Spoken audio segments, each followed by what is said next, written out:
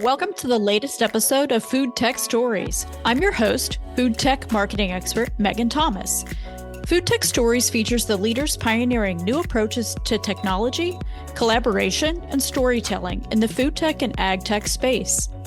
Food and agriculture are changing, and fresh ideas and leadership are needed to sustainably feed the growing global population. Join us every other week as we talk to a founder, operator, or visionary in food and agriculture.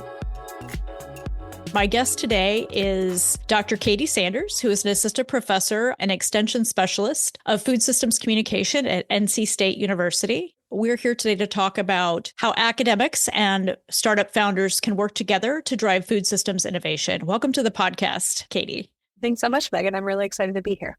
What drove your interest in starting to work in this field?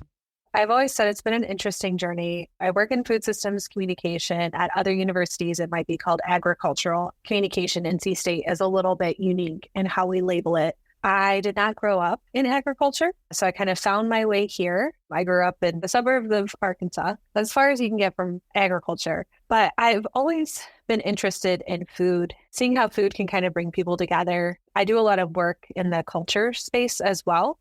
And so food is really central to culture, how we communicate, how we talk. But I was a graduate student during the pandemic, and this is when I really started my transition into science communication. How do we talk about things that people are really uncertain about around food? Because food is kind of a really intimate process of our life. It's something we're putting in our bodies, we're feeding to our children. And so it's something that people have a right to want to know about and have access to valid information to make the decisions that are best for themselves and their families. Seeing how it can be complicated to communicate in the face of uncertainty, especially as we're facing complex challenges in agriculture. How are we going to feed folks? How are we going to combat food insecurity? How are we going to be climate resilient? I would say that confluence of events is really kind of what drove my interest to where I am today. So what has surprised you the most about actually working in the field? I mentioned not coming from agriculture. So a little bit of being a cultural outsider has given me an interesting lens to think about how we talk about consumers. So I didn't know that my outsider identity could be such an asset when we're thinking about how do we talk to people who are several generations removed from the farm. And also seeing if you don't know that culture is there, it can act as this invisible barrier to your communication. And so if you have been around agriculture your whole life, it's not something that you're necessarily seeing as a piece of your culture. So one of the things that has surprised me the most, but has been the most rewarding, is kind of helping folks identify their own cultural and identity pieces that are so connected to ag that may have previously been a barrier for them to communicating with diverse audiences and diverse consumers. Related to NC State specifically, there's something about working in the triangle too, that there's so much interdisciplinary, innovative work, not only happening at the university around agriculture, but within the triangle with all the startups that we have. We're primed to be in a really great space to be talking about this, to be moving forward new approaches around science communication, how we're going to deliver information to the public. So I would say that has been surprising and exciting. Exactly, presents opportunity. When you speak of the invisible barrier, which I think is a really interesting construct, could you give an example of that from your work? I mentioned kind of being an outsider, and sometimes being that outsider into agricultural conversations. I have seen a lot of folks when they're talking about the consumer and maybe experiencing some frustrations with, why don't they just let us do what we need to do? We've been doing it forever. They don't recognize that their own culture and assumptions that they have about why agriculture is the best place to work, why it's so foundational to our economy, why it's so socially important. They don't necessarily recognize that that's not a value really shared by people who didn't grow up around it, who don't have that working vocabulary. And if it's remained unexamined or as this invisible barrier, it can actually translate into somewhat of a condescending tone when you're trying to talk to consumers, which creates this communication barrier because nobody wants to feel like they're being talked down to. It's not an intentional thing that I see. It's just when you're not really bringing that cultural aspect, an understanding of your own assumptions and how you got to where you are today, it really can limit the interactive and dialogue space that you can have with consumers because you may be more likely to be defensive about ag practices than looking to really engage in some generative conversation. And that's certainly consistent with the work that I've done in the private sector and looking at consumer attitudes and behaviors over time. What are some effective ways to break through that barrier? I'll start by saying it's quite context specific. Of course. Different issues have different levels of emotional reaction. And so that means having a different way of addressing it. I have done work about neutral things in agriculture. I've done work in local food. I've done work in the gene editing space, and all of those have very different ways of communicating. One of the things that I have found both in my work as well as in the emerging academic literature for science communication is that finding opportunities to be authentic, present as a person first, scientist second, and really showcase yourself as a full human can start to engage some of those relationship building aspects to communication that then can lead to enhanced trust. But for so long in science communication, we have really focused on what we call the deficit model. So thinking oh, I'm at the university, I'm the researcher, I hold this knowledge, I'm just going to send it out because I know that this is correct and rigorous and based on research, and people are just going to trust me because I know what I'm talking about. And then there is not this big focus on your audience as a conglomeration of highly diverse folks. It's just kind of seen as this amorphous blob of a mass of public that you're delivering one single message to. One, being able to kind of present yourself person forward, human forward, recognizing the importance of relationship building, whether it's face-to-face or even via social media, is really important because technology gives us a lot of access to be able to deconstruct some of those one-way methods of communication, but it can also be pretty vulnerable to put yourself out there. So sometimes it takes a special personality, sometimes it takes a lot of good training, but I do think technology can help foster some of those relationship building aspects to reach a larger audience than you would from your traditional one-way communication methods. I think that's exactly right. And it really mirrors what's changed in marketing communications in general. It used to be that we're going to push information out to our consumers so they can consume it versus this multifaceted approach. People are getting information from a variety of sources, and it's dramatically changed. So I think that's exactly the same. It's interesting to think about authenticity and being a person. What are the fundamental aspects if you were advising someone, hey, just be authentic? What would you tell them to do?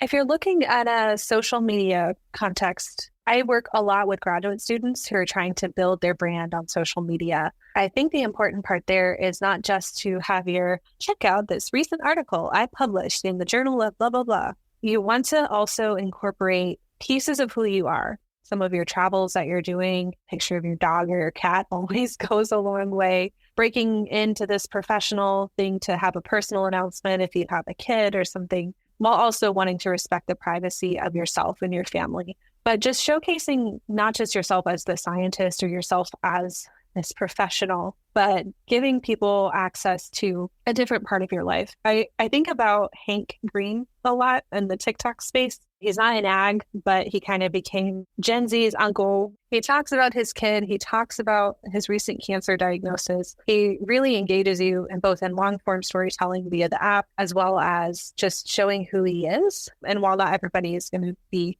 a best-selling author or go viral on TikTok, I think showcasing who you are and having that aligned with your brand, not brand is the sterile term, but brand as this is who I am, both inside work and outside of work, is kind of a first step. I think people have been doing that forever, but doing it on social media is different, right? It requires a different headset and a different toolkit. And I find actually many people are just intimidated by it. So it's just, especially older adults, it's unfamiliar to them. I would agree. Just get started, be yourself, try some things and see what works. And showing pictures of people too. That is always going to help with the algorithm. Yeah, exactly. And video content, right, can be super engaging as well. Shifting over, because I do want to talk about how business and different types of organizations can work effectively with academic institutions. I think there's a lot of opportunity to come together to do more of that, especially in the area of communication around scientific topics. How do you see the needs of industry and academia as being different? And then how might they be the same? In regards to differences, we kind of work at different paces. If you're familiar with academia, we're kind of that slow bureaucracy moving through mountains of paperwork to get things done. And so sometimes when I've worked with consultants in other areas, that could be kind of a barrier. But I think it goes down to as academics, we are focused on rigorous science and making sure that we're pursuing knowledge, sometimes just for the sake of pursuing knowledge. But with industry, I see a lot of focus on quick turnarounds, return on investment, profitability, which is incredibly important, especially if we're thinking about consumers and food tech in the market space. And so I would say sometimes academics were a little bit more removed from that market-based space and thinking about ROI. But one area that I think has a really exciting opportunity to leverage those connections, like you said, with communication, is I consider myself an applied researcher. And so rather than doing basic science for the pursuit of knowledge, I'm really grounding myself in context. As an extension specialist, I'm tuned into what North Carolina residents want to know more about. And so I do engage in that applied communication to address research questions that are affecting our consumers, policymakers, all these folks in the food space. And I think having that applied work really is a good entry point for working with industry, whether it's startups or large scale industry, because when you're working in that problem solving mode, whether it's through academia or industry, that's where you can find a lot of alignment and confluence. We may have different methods and approaches for getting there, but at least we're connected via that shared value. I think that's very well articulated. I think those are the differences that I see coming from that business side of it, is that getting leadership in an organization to focus on a rising tide lifts all boats and investing dollars or people resources into furthering a technology platform or science in general. It can be tricky, right? Because it doesn't show that ROI. Whereas if you're connecting it directly to a brand or a product, it's part of launching, it's part of building awareness or other types of activities. But it can be a missed opportunity if it is not actually addressed. So I thought that was very well articulated. Can you think of a great example of how an academic institution, whether it's NC State or another one, has worked effectively with the business community to drive communication outcomes?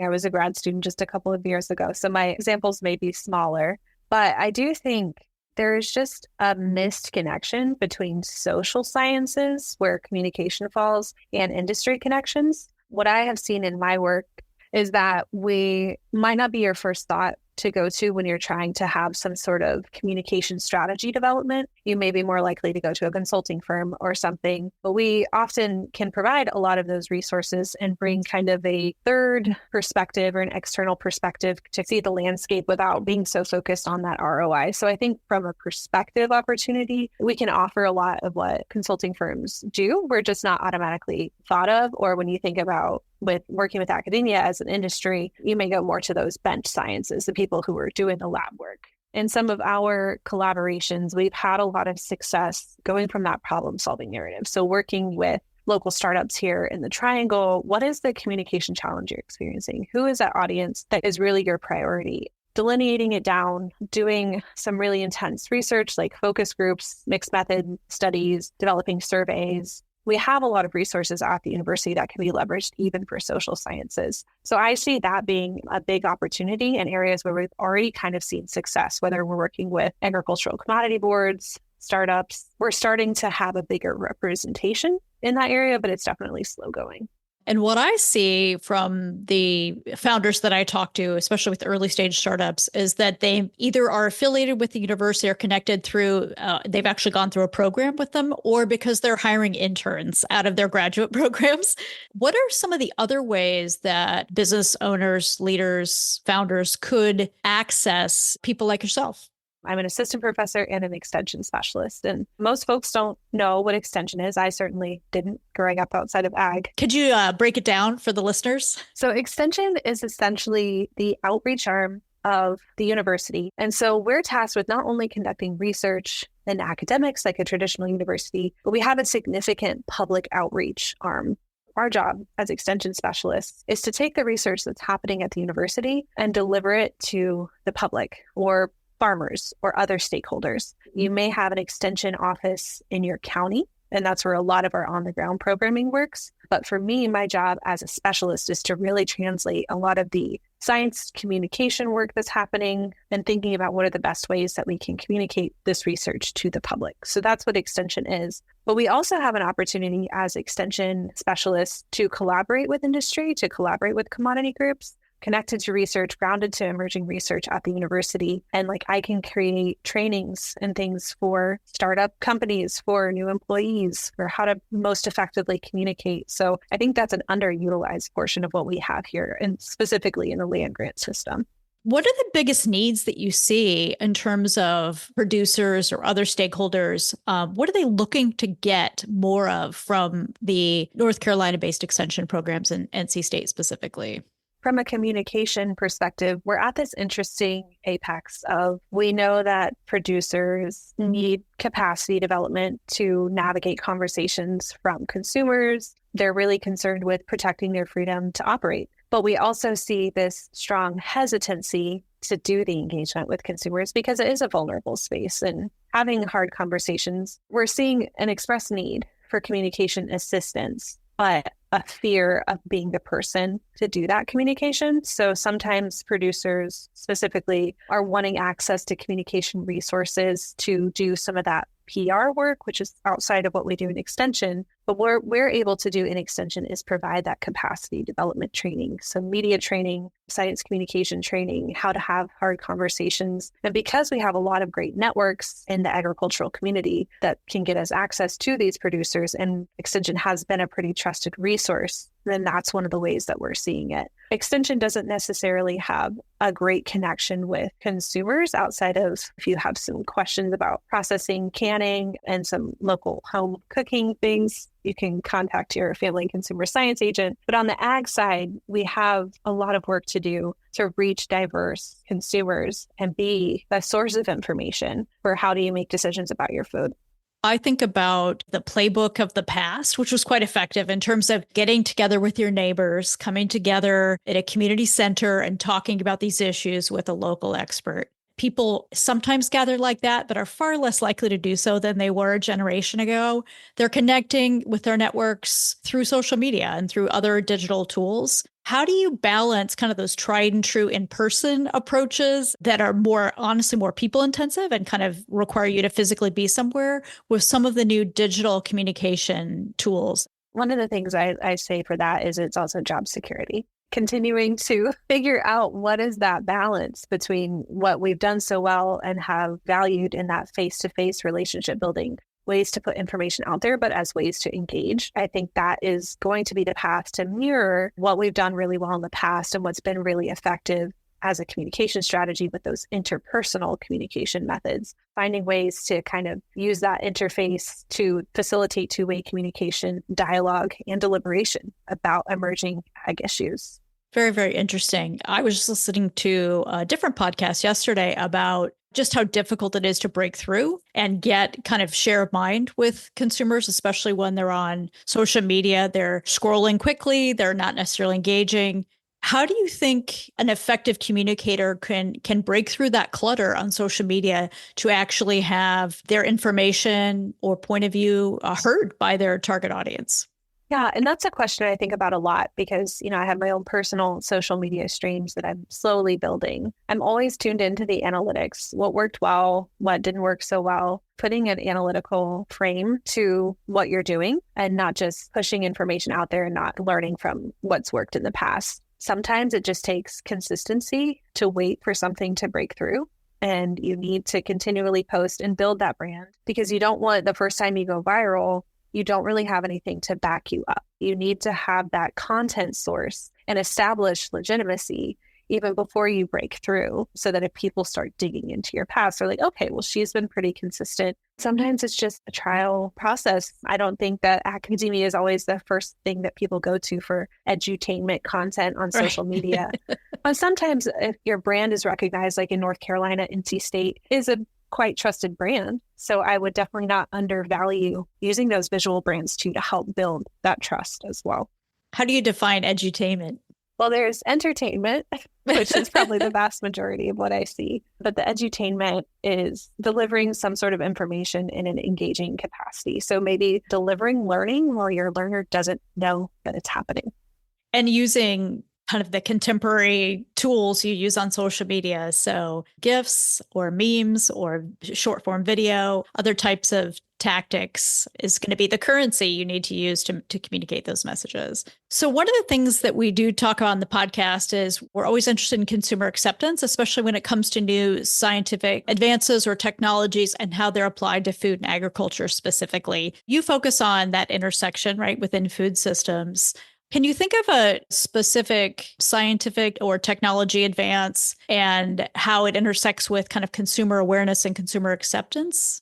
A lot of the work I do is in the gene editing space, and my work is still kind of in the preliminary stages. So I'm also relying on great scholars who have come before me. A lot of the work I do is influenced by the legacy of genetic modification and seeing the lessons learned there and the difficulty of creating consumer acceptance when there's been a history of rejection, whether it's from a minority or just a vocal minority, understanding what has come before. But I think with genetic engineering, we have the ability to still be proactive. I heard you mention previously that about 80% of consumers don't know what CRISPR is. While we have this opportunity to be proactively engaged, we know that the consumers who do learn about CRISPR seem to be a little bit more accepting of it than they did with GM. It's really just like this timeliness that we have to work now to think about transparency, to think about how consumers want to see this technology used, what their level of comfort is, what are the ways that they want to see it used. Is it to combat food insecurity, climate resilience, but also recognizing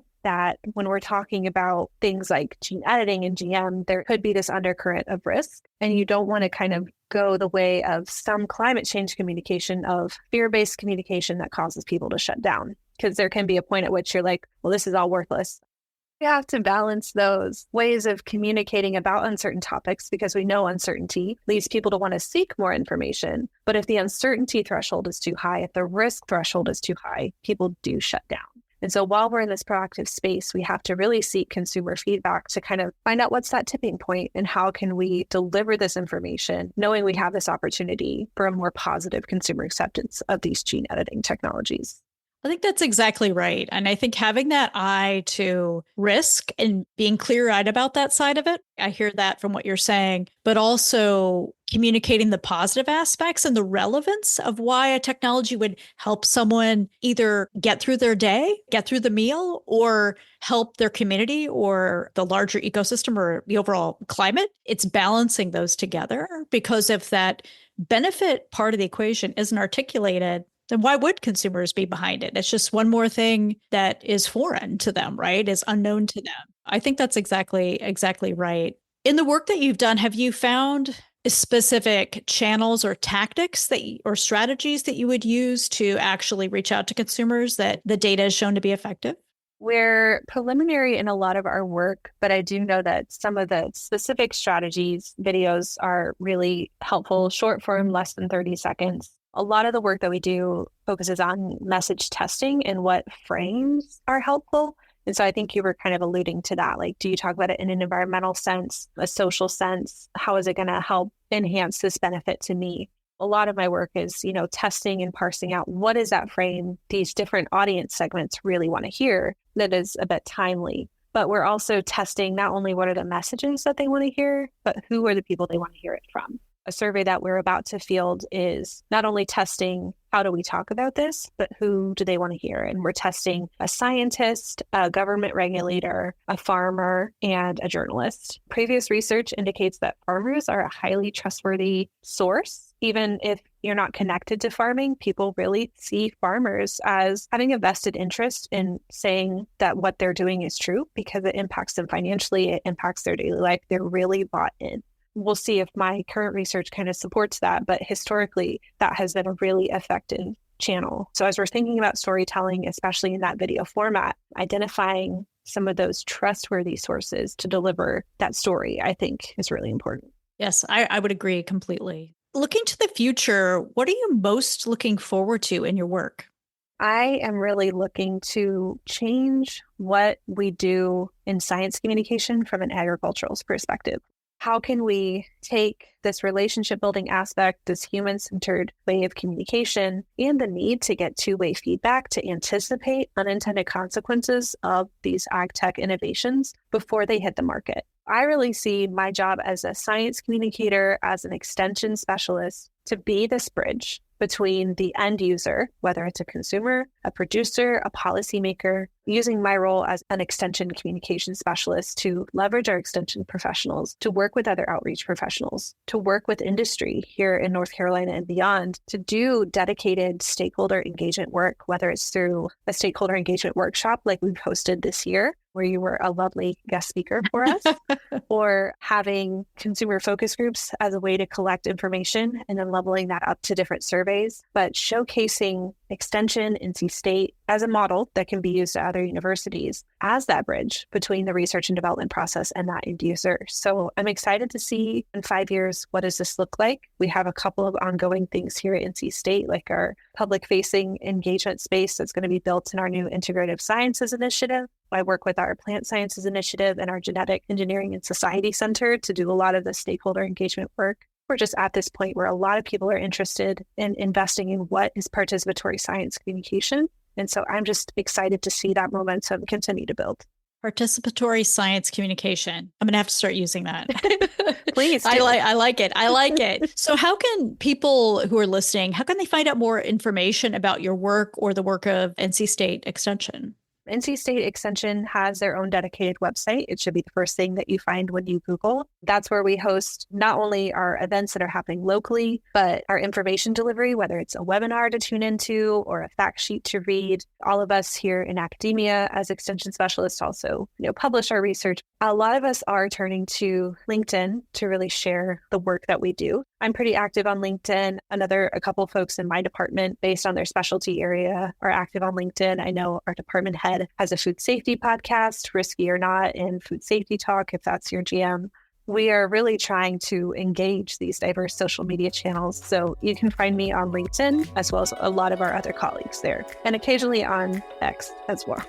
Thank you so much for being a guest on the podcast. I really enjoyed our conversation, and I wish you all the best. Thanks for joining us today on the latest episode of FoodTech Stories. Be sure and subscribe to our podcast on your favorite podcast platform and keep an eye out for our bi-weekly episodes. I'm your host, Megan Thomas, founder of Ladris 17. FoodTech Stories is edited by TJG Media.